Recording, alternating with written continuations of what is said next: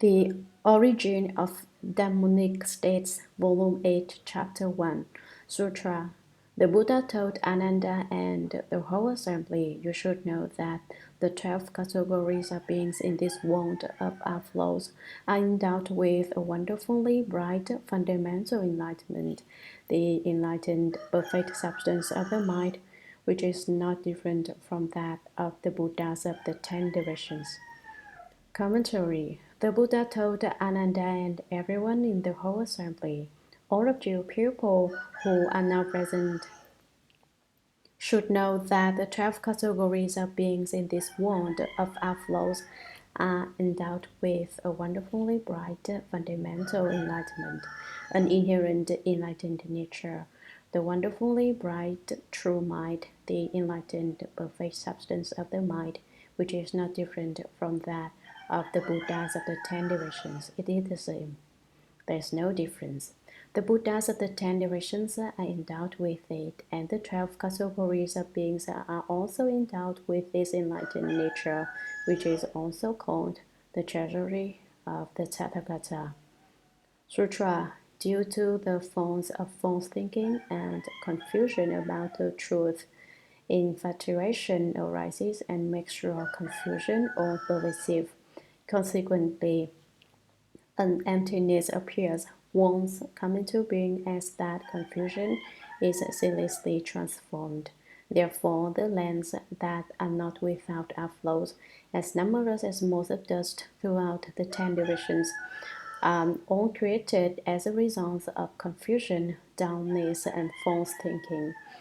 Commentary. Due to the forms of false thinking and confusion about the truth, hey Ananda, your inherent nature and the inherent nature of the 12 categories of beings are not different from the Buddhas. They are one and the same. However, because you create falseness out of the truth, and then become confused about what is genuine truth, false arise, and errors are made. Infatuation arises. What is the biggest fault? Infatuation, literally obsessed love. You could say obsession of love and love are two things. You can also explain them as one, infatuation. Your ignorance prevents you from understanding, and love is all you know about. You think about love from morning to night. You can't put down love and lust for a moment. If you investigated the Buddha Dharma as attentively as you pursue lust and love, you would become a Buddha very soon. What a pity you cannot transform your fondness for the opposite sex into fondness for the Buddha Dharma instead. The more you study the Buddha Dharma, the more boring you think it is. You say, "I have many forms, and the Buddha Dharma points them all out to me. I don't want to study it anymore. The Buddha Dharma wants me to change my habits, and how can I do that?" That's one example of obsession about love. Above, the text said, due to the forms of false thinking and confusion about the truth. Now, I could say that mistakes are made due to obsession about love. You make mistakes based on infatuation. Infatuation arises and makes your confusion all pervasive. Your infatuation produces an all pervading confusion. You become confused about everything. It all starts with infatuation. Once you become infatuated, you don't understand anything. Nothing matters to you. You figure, if I fall into the house, so be it. Why should I worry? You no longer care about anything. Consequently, an emptiness appears because you make mistakes based on infatuation, because men think about women from morning to night and women think about men all day long. A false emptiness arises. Once come into being as that confusion is ceaselessly transformed. The confusion multiplies so that one confusion becomes two confusions, and two confusions turn into three confusions. The confusion evolves without end. Intelligent people should take note of this. You should pay attention to this passage of Sutra text. Its message really penetrates to the bone. It points out all absorbed forms. Then the world comes into being. Therefore, the lands that are not without outflows, as numerous as motes of dust throughout the 10 directions, are all created as the result of confusion, dullness, and false thinking. The worlds throughout the 10 directions are not indestructible. They are not without outflows because they have no basic substance of their own. They are all mere creations of false thinking. Confusion refers to lack of understanding. Dullness refers to being obstinate and unyielding.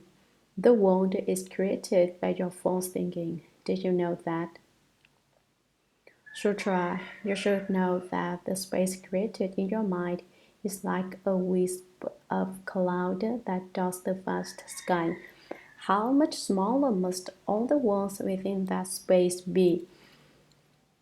Commentary. Ananda, don't sleep. You should know that when I say don't sleep, that means don't be confused. Don't be infatuated anymore. Don't be confused about the truth anymore. The Buddha told Ananda not to sleep, and now I'm telling you, oh, not to sleep. Right now, what's important is that you should know that the space created in your mind is like a wisp of cloud that dots the vast sky. All of space which is created from your mind is like a wisp of cloud in the sky when compared to your mind. A wisp of cloud in the sky is tiny, and the sky representing your mind is vast. Earlier, the sutra said, the space created within great enlightenment is like a single bubble in all the sea. And now it says, the space created in your mind is like a wisp of cloud that dots the vast sky. All of space being that small, how vast your mind must be, and how much smaller must all the worlds within that space be. All the worlds within that empty space must be minute. If they were in your mind, they would be even smaller. So this describes how our enlightened nature pervades all places. Sutra. If even one person among you finds the truth and returns to the source, then all space in the 10 directions is obliterated. How could the worlds within that space fail to be destroyed as well? Commentary. If even one person among you finds the truth and returns to the source, finding the truth and returning to the source means becoming a Buddha. Realizing the fourth fruition of Arhatship can also be called finding the truth and returning to the source. Ananda, if one person among you becomes a Buddha, then all of space in the 10 directions is obliterated. How could the worlds within that space fail to be destroyed as well? Even space is gone, so how can the worlds still exist? The worlds are all gone too. Someone says, if so many Buddhas have accomplished Buddhahood and becoming a Buddha is supposed to obliterate space, then why hasn't space disappeared yet? From the point of view of living beings, space exists, but from the point of view of the Buddhas, there is nothing at all. There are different points of view, and so you can't make generalizations. For instance, people who have opened the five eyes can see what is happening in this country and in other countries that are tens of thousands of miles away. Can you, who haven't opened the Buddha eye, see such things? No. By the same token, one cannot say, I can see it, therefore it must exist. You may see it as existing, but from the Buddha's perspective, there is nothing at all, not even space. Sutra. When you cultivate dhyana and attain samadhi, your mind tallies with the minds of the bodhisattvas and the great arhats of the 10 directions who are free of outflows, and you abide in a state of profound purity.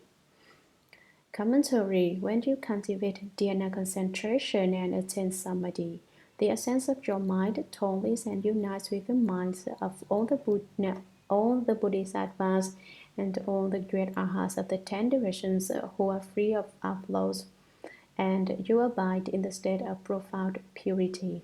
You don't have to seek elsewhere for this pure fundamental tranquility. It is right where you are.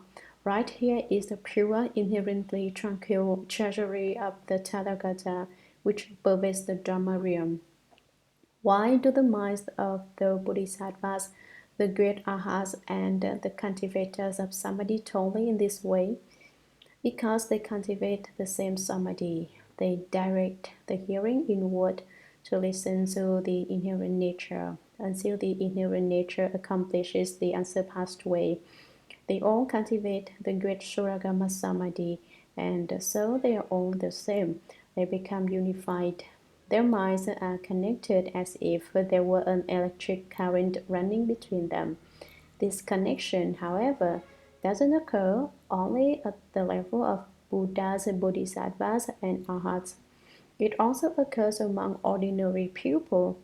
For example, when you think about a person, your thought will reach his mind just like a telegram. Does the other person know? You ask. His inherent nature knows, even though his conscious mind may be unaware of it. At the level of that nature, we all know one another.